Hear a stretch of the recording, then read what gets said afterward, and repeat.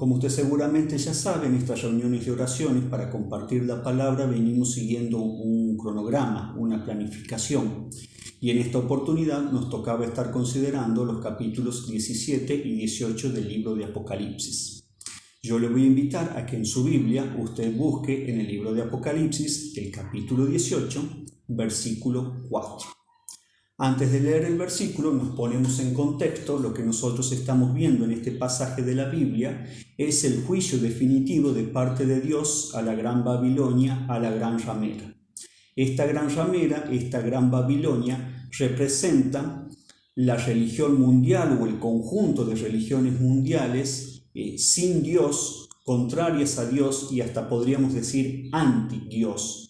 Todas las creencias, todas las falsas religiones o bien la falsa religión que se opone a Dios. Está a punto de ser destruida definitivamente, va a caer el juicio de Dios sobre esta gran Babilonia y justo antes de que esto suceda, leemos en el versículo 4 de Apocalipsis 18, oí otra voz del cielo que decía: salid de ella, pueblo mío, para que no seáis partícipes de sus pecados, ni recibáis parte de sus plagas. Hasta acá la lectura de la palabra de Dios, y esto es bastante interesante, es incluso desafiante para comprenderlo. Está por caer un juicio sobre la falsa religión, sobre la religión mundial que se opone a Dios, y Dios debe decir: salgan de en medio de ella, pueblo mío, para que no reciban el juicio junto con ella. Y seguramente nos desafía un poco la comprensión y hasta nos causa sorpresa que haya hijo de Dios en medio de esta gran ramera, de esta gran Babilonia. Usted sabe que siempre que leemos Apocalipsis el desafío es encontrar la forma en que nuestra esperanza futura va a tener un impacto en nuestra forma presente de vivir la fe. Por eso también me gustaría tener una reflexión y una serie de aplicaciones prácticas sobre esta escena futura que estamos leyendo, que tengan que ver con nuestra vida de fe presente. Estamos viendo en este pasaje de Apocalipsis que hay hijos de Dios genuinos, legítimos, que forman parte de la gran ramera. Esto mismo que acabamos de decir lo podemos decir a la inversa, en el sentido contrario. Formar parte de la gran ramera, por extraño que parezca, no significa ni garantiza que la persona no sea pueblo de Dios, por extraño y por sorpresivo que parezca. Si traemos esto como reflexión a usted y a mí en este año 2020 que nos toca vivir, tenemos que llegar a la conclusión de que ser hijo de Dios no nos garantiza que no podamos caer en cosas que no conviene que estemos. También lo podemos decir al revés: en este año 2020 que una persona esté en cosas que no conviene que esté, tampoco es una prueba de que no sea una verdadera hija de Dios. Y así como acá en Apocalipsis habla de la gran ramera, esta religión mundial anti Dios, hoy en el año 2020 podríamos hablar de tantas cosas en las que un cristiano podría llegar a caer y no es deseable que así sea. Podríamos hablar de falsas religiones, de una falsa doctrina. Podríamos hablar también de esas ideologías humanas o de esas filosofías humanas que no convienen a creyentes, como algo nos estuvo hablando al respecto nuestro hermano Germán Luna hace unas 2 semanas atrás en el mensaje El fin se acerca. Cómo hay tantas ideologías, filosofías que no convienen a un creyente, pero sin embargo aún si nos descuidamos podemos terminar enredados en medio de ellas. Por dar un ejemplo, el primer ejemplo y probablemente el mejor ejemplo, el pañuelo verde.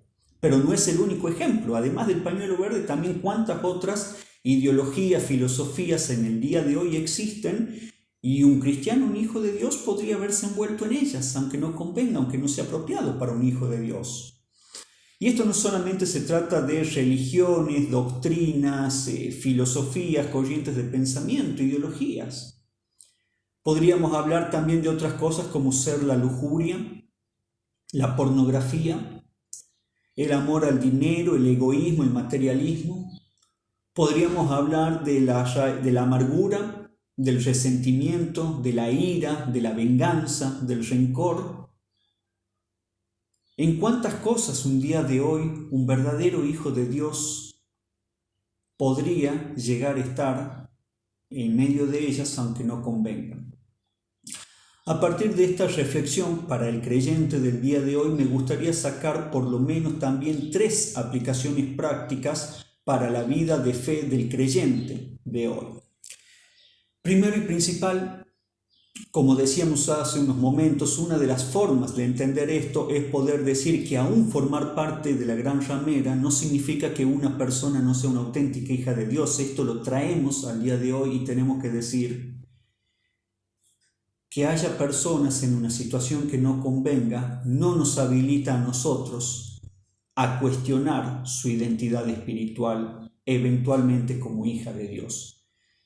Esto es algo que pasa muy seguido. ¿Cuántas veces cuando nosotros nos enteramos de algo que no conviene en la vida de un hermano, empezamos a tener reacciones y frases más o menos, pero ¿cómo que estás viendo pornografía? Pero si vos sos un hijo de Dios, no podés ver pornografía.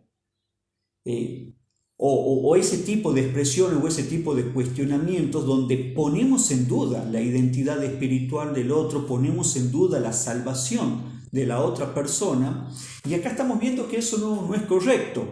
Pero ¿cómo vas a estar triste? Un cristiano no puede estar triste. Si sos un hijo de Dios, no podés estar triste. Y hacemos ese tipo de comentarios cuestionando si la otra persona es salva o no. Y acá vemos que una persona hija de Dios hasta puede ser parte de la gran ramera. ¿Cómo no va a poder estar triste? ¿Cómo no va a poder tropezar en alguna piedra? Que obviamente conviene que no tropiece. Pero a veces tenemos estos comentarios que no son correctos, que no son apropiados, a veces tal vez con nuestro mejor ánimo de ayudar al hermano, a veces tal vez no, a veces precisamente con todas las ganas de juzgarlo, pero acá vemos que realmente puede pasar que un hermano esté en una situación que no convenga y no por eso podemos dudar o cuestionar de su salvación. Obviamente acá no estamos hablando de tener una actitud complaciente con el pecado, ni acá estamos hablando de negar el pecado o de tomar de forma liviana el pecado. Estamos hablando de no cuestionar indebidamente la condición de hijo de Dios del hermano.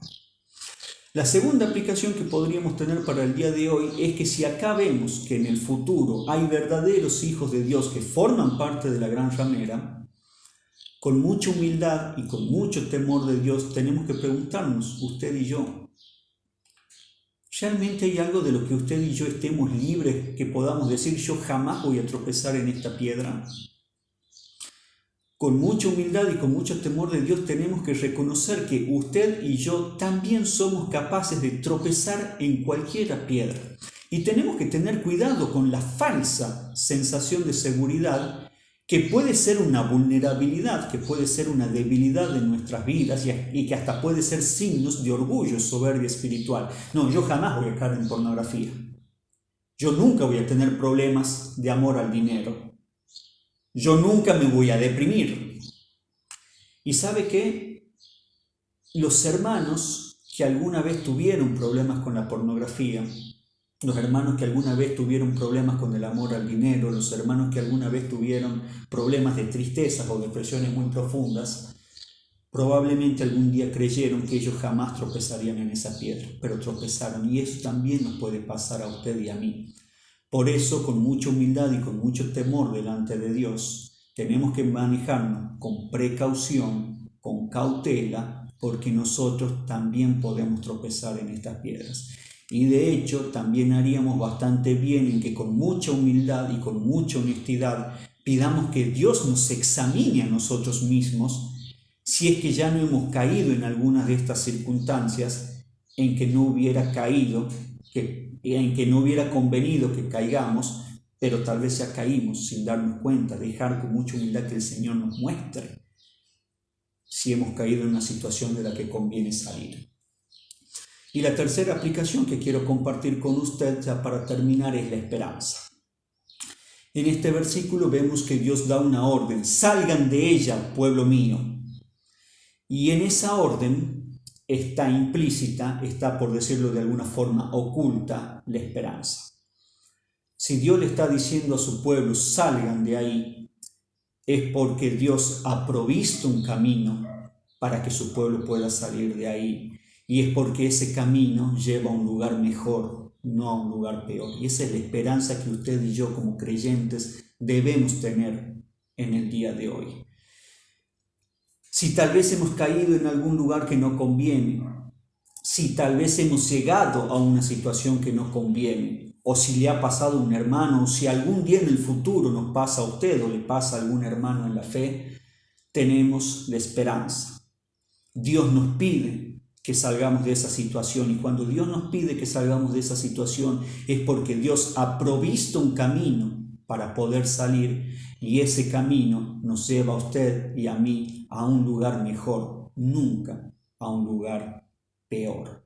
Así que si Dios tiene planeado algo mejor para nosotros, no nos conformemos con menos. Vamos a buscar aquello que Dios quiere para nosotros y para la cual ya ha provisto un camino para que lo consigamos. Muchísimas gracias, hermanos. Seguimos disfrutando de esta reunión de oración. Hasta pronto.